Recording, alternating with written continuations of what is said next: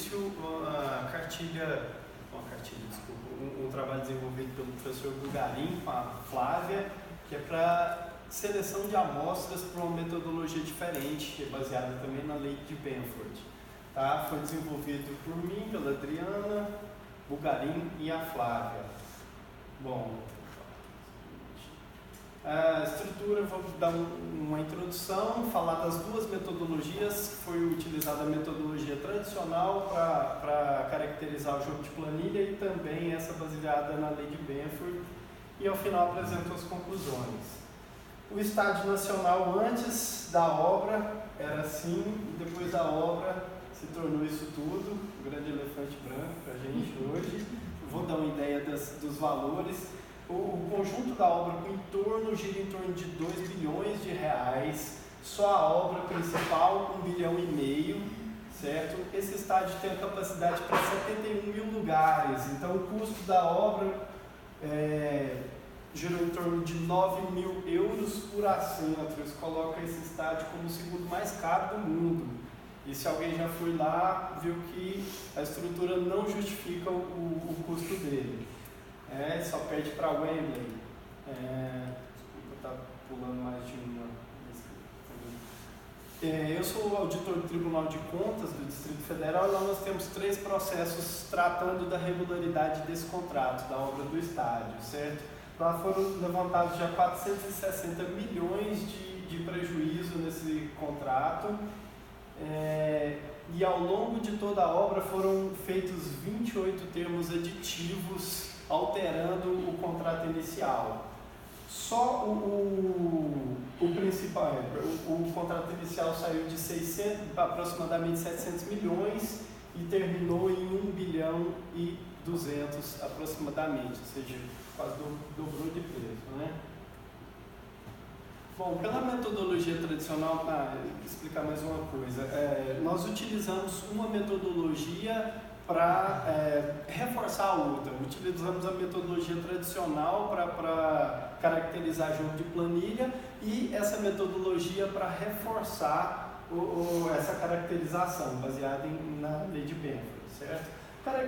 A metodologia tradicional, ela se baseia no levantamento no princípio de Pareto, né? Utiliza a curva BC e ela dá bastante trabalho, porque o orçamento dessa obra tem mais de 2.400 serviços e eles têm que ser agrupados para que a curva BC seja eficiente na seleção de amostras, certo? O que caracteriza essa quebra de equilíbrio econômico-financeiro, o jogo de planilha? Quando você tem um aumento ou inclusão de serviços com sobrepreço, quando você tem diminuição ou supressão de serviços com subpreço, ou quando você tem um aumento de custos de serviços que já estavam lá inicialmente, ou a combinação de todos esses caracteriza a ocorrência de jogo de planilha. O que foi na metodologia tradicional? Nós encontramos ali alguns exemplos. A armadura de aço é o item mais significativo dessa planilha, e ela tinha um sobrepreço de 63% e os seus quantitativos foram aumentados em 63%. Outros exemplos absurdos aqui, o cobre isolado teve um aumento de 8.000% ao longo dos 28 aditivos. E também teve vale transporte, demolição, inclusão de serviços já com sobrepreço. O cabo isolado é um exemplo, 46% de sobrepreço, além de ser inserido no contrato com sobrepreço, ele ainda teve um aumento de 48%. Assim, fabricação de pré-moldados, piso de concreto. O outro seria aumento de custos que já estavam no contrato inicial. Mobilização e desmobilização foram exemplos bem fortes. Eles tiveram uma alteração de custo de 77% e de 87% respectivamente. Passando para a metodologia baseada na lei de Benford. Esse trabalho já foi, como eu disse, inspirado na metodologia criada pelo professor Bulgarin e pela Flávia do TCU em 2015. Também tem uma cartilha da qual a Adriana participou, que tem um exemplar ali, que explica passo a passo, pormenorizadamente, como se aplica essa metodologia. Ela é uma metodologia seleção de amostras para auditoria baseada com características estatísticas, certo? Já foi testada no Maracanã, na Arena Amazônia, no Aeroporto Internacional de Minas Gerais, no BRT Sul.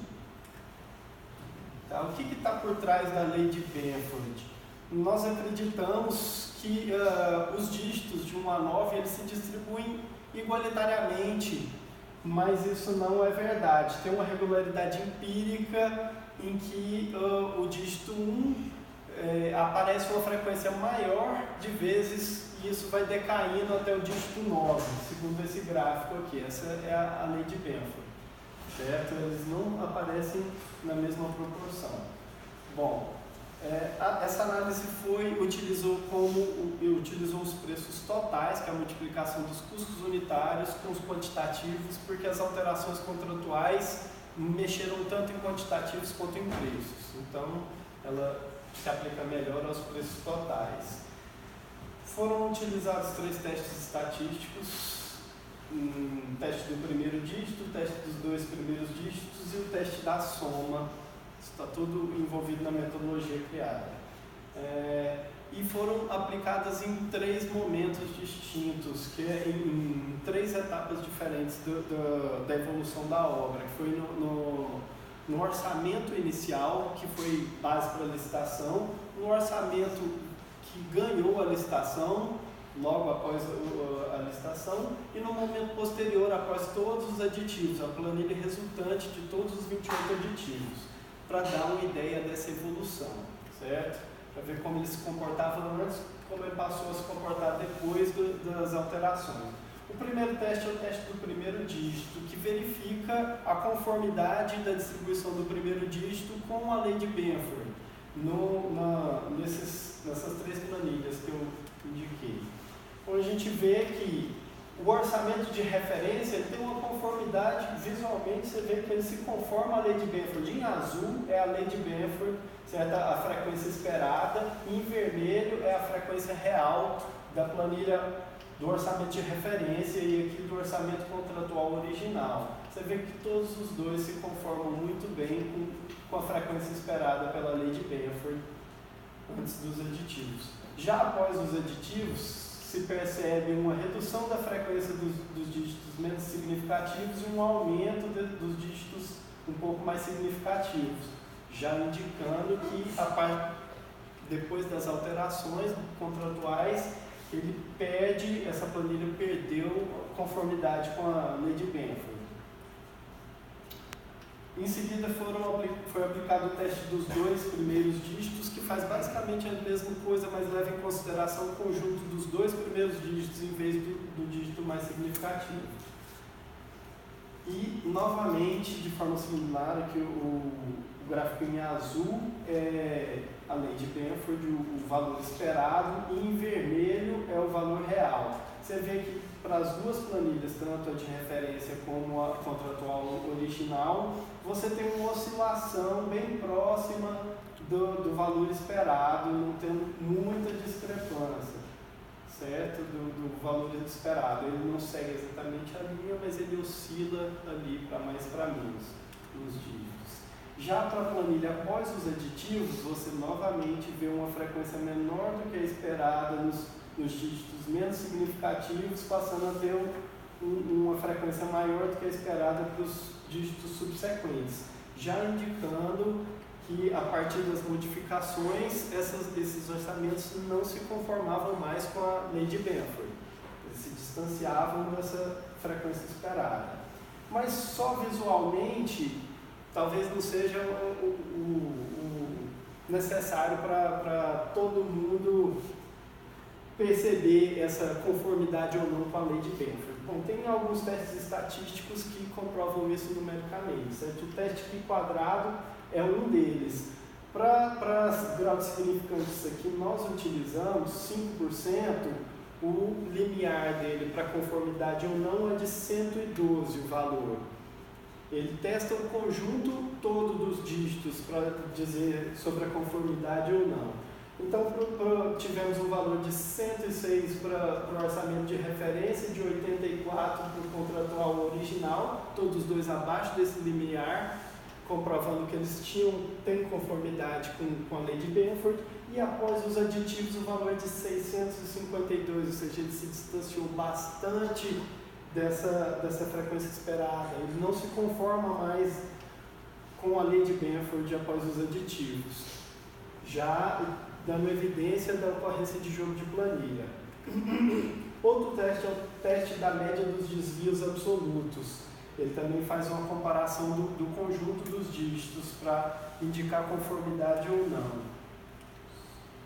Novamente, houve uma conformidade marginal aceitável no orçamento de referência, conformidade aceitável no contratual original, e após os aditivos não conforme. Ele não se conformava mais com a lei de Benford. Bom, outro teste aplicado foi o teste Z. Esse teste, ele olha individualmente cada conjunto de dígitos, cada grupo de dígitos, e ele serve justamente para indicar quais conjuntos têm maior probabilidade estatística de terem sido manipulados, e ele indica isso para que o auditor se atente àqueles conjuntos na hora de fazer a análise de sobrepreço, certo? Bom, a referência é em azul e todos os picos, em real vermelho, todos os picos indicam as categorias de 2 dígitos que merecem melhor atenção do esforço de auditoria, porque eles têm maior probabilidade estatística de terem sido manipulados.